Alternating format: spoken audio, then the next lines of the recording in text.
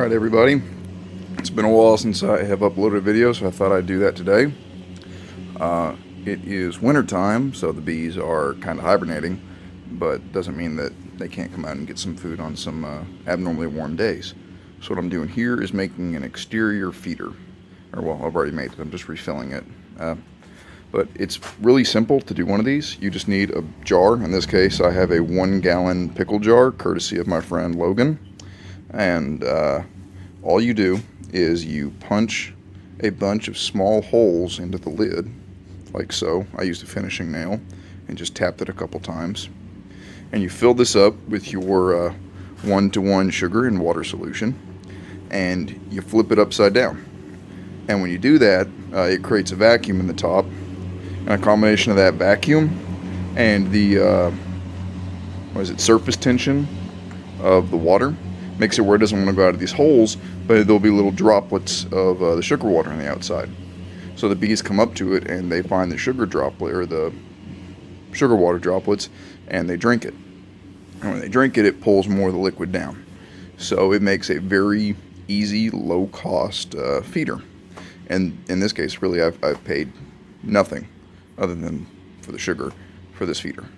So I'm going to fill it up and throw it out here and show you guys the finished product. Alright, here I am in my stand over by the woods, and my hives are back there, and there goes my uncle on the tractor. I did originally have my feeders closer to my hives, probably about within 20-ish feet of them, but what I read online is that actually can potentially cause robbing behavior, where the source of food so close to other hives encourages the bees to try and steal honey and other resources from other hives, and it can actually cause hive collapse, because then you have basically a bee war happening in between your apiaries. What we have here is my stand. It's a little very low cost flower pot holder, and I've rigged up this little wooden platform on it, where it has these 2 spots that are higher and then an open spot down here, so that way the bees can get up underneath the lid and drink the water without having to just like drink it up off the board. Makes it a little bit easier for them. And here I have my 1-gallon jar full of 1-to-1 sugar solution. So I'm going to flip this up here. Hopefully I don't spill it all over myself. Let's find out if I am that dexterous.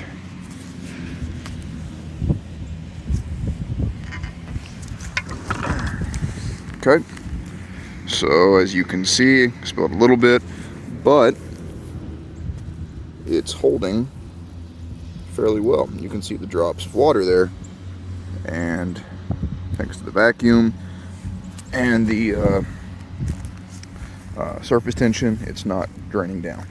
So I'll go ahead and put this ratchet strap on there. So I guess I lied about being almost zero cost. I did pay for the ratchet strap. And we'll have the bees a source of food in the warm days that are probably going to hit throughout this winter.